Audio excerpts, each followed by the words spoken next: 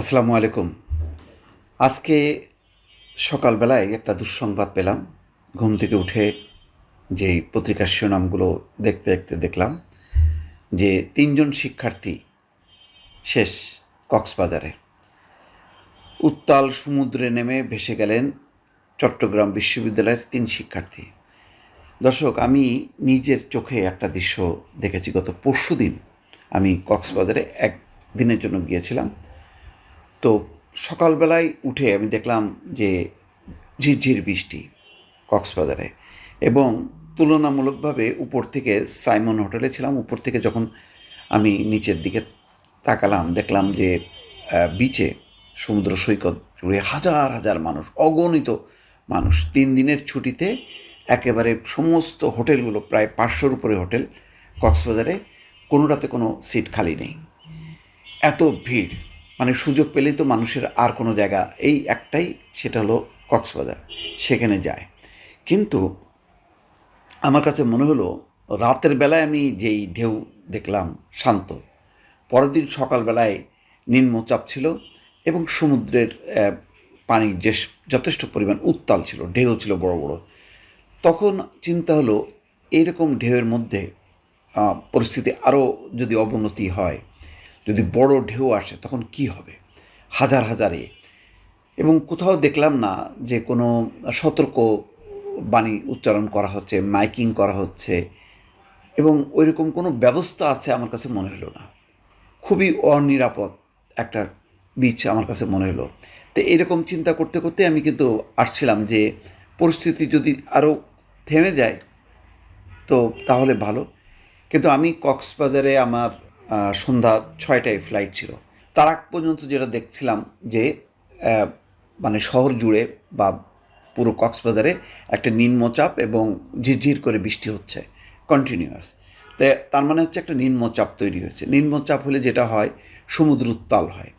তাহলে আমাদের যেই সারা দেশ থেকে হাজার হাজার মানুষ জড়ো হলো, সেই তারা তো নেমেই আগে দৌড়ানোর চেষ্টা করে যে মানে সমুদ্রের পানিতে এসে পা রাখবে, গা ভিজাবে। তখন কি হবে? তাদের নিরাপত্তা কোথায়? আসলে কোনো নিরাপত্তার কোনো বালাই দেখলাম না। এবং দুর্ঘটনাটা ঘটলো এখানে।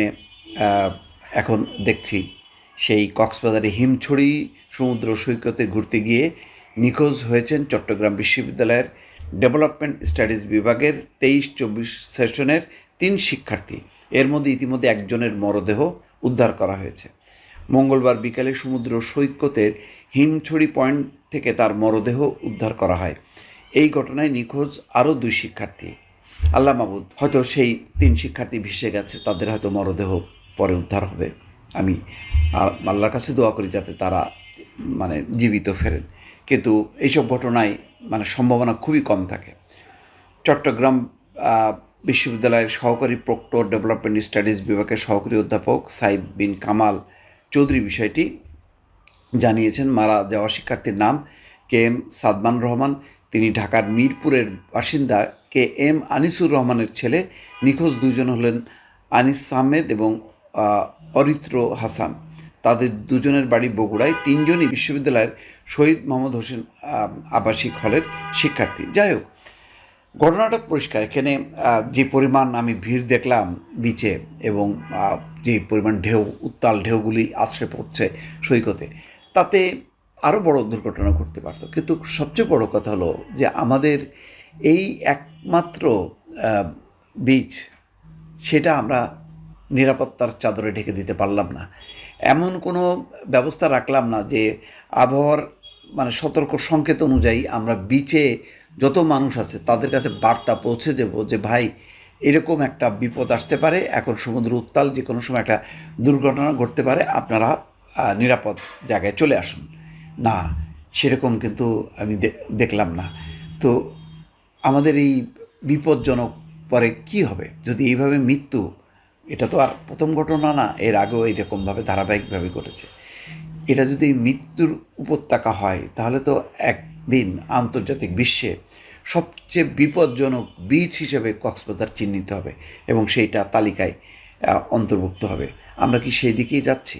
দর্শক, প্রশ্নটা রেখে বিদায় নিলাম। ভালো থাকবেন। আল্লাহ হাফেজ।